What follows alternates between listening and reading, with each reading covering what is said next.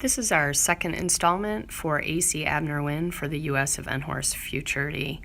We're going to talk a little bit about how we have brought Abner along and trained him. One of the things we did when he was quite young is quite a bit of handling. We were handling him in some way, shape, or form every day, not only ourselves, but we brought in a lot of friends and family members.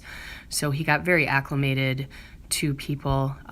We used voice a good deal. We really taught him what no meant very early on, which oddly enough still helps today in his training. If he starts to do something we don't want, we can use the word no, and it's pretty effective. I believe in a lot of groundwork with young horses. I've done a lot of race horses off the track, and I do quite a bit of groundwork. Here you see a little free schooling. We did quite a bit of that with him in the beginning. This is kind of fun. Somebody had suggested to me using these floaties that people use in a pool. In this case, it was our turtle floaty that we use to get used to having the idea of somebody on his back. And it sort of desensitizes them just to that idea that there's something up there moving around. Eventually we do where we just lay over their back and then very slowly go to actually getting in the saddle. Here you can see my niece, and all she's doing is just walking me. You'll notice that I always keep my feet out of the stirrups when working with these young horses. I believe this is super important in case something quickly happens. It gives you the ability to make a rapid dismount. I usually don't start actually picking up the stirrups until we've been sitting in the saddle for at least a couple weeks. And here you can see now we're moving on to no lunge line, nobody holding, but yet I still keep a person on the ground. I think this is really important, that as they learn to go forward, as you can see not wanting to go forward there, that you have a person on the ground that can send them forward and send them those same cues. And then from the saddle, I always use voice. I will tell them in a very specific way what gait I want. And that way they really start to learn how to move off the leg paired with the voice. And here again you can see that I'm actually on the ground with my working student in the saddle. And one of the things we use quite a bit is the whip with the shavings bag on the end, and that really encourages them to go forward. And then finally we do start to introduce a little jump. We try to make it real fun. Here we're in a big open field and just have it be very inviting. One of the things I want to point out, I really don't ask for a lot of contact with the young horses for at least the first 6 months of riding. I believe it's really important for them to just learn to go forward and steer.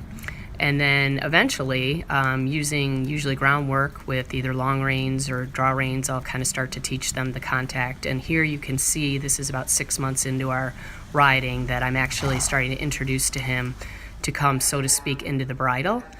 And now in this video, I've actually taken him out to a clinic at a farm nearby with event rider Jim Graham, who is an incredibly accomplished and very knowledgeable professional.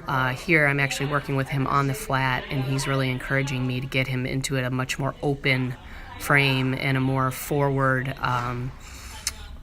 pace, and that actually really made a turn in our training.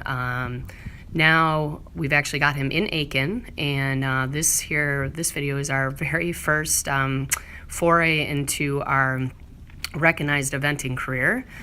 We went and did a little starter at a Full Gallop farm, and I actually only did the dressage and the show jumping because I felt like he wasn't quite ready for cross country. But he just really behaved well. As you can see in this video, all I'm trying to do is just encourage him to go forward, and sometimes he's not so sure, but I just try to really stay in the middle of him, keep the aids on, keep encouraging him forward even when he's a little unsure.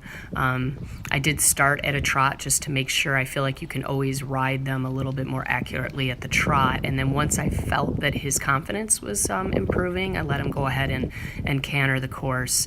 As I said, he really impressed me at this competition. He was very willing and yeah, a lot braver than I thought he was going to be.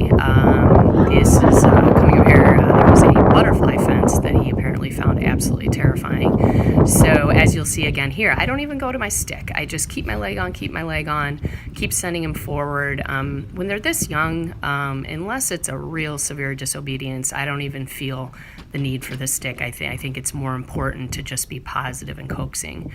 One of the things I didn't mention, I actually, my first career, I was a whale and dolphin trainer, a marine mammal trainer, and so I really did a lot of training with just simply positive reinforcement, and that I really try to take with my horses, is always try to be super positive.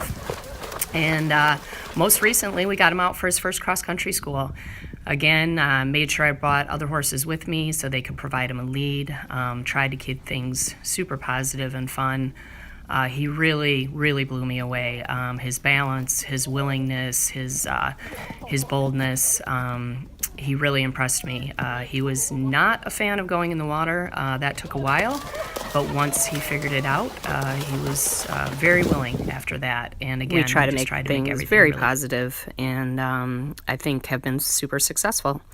So excited for our adventure with him, and we'll be coming back with another video next month.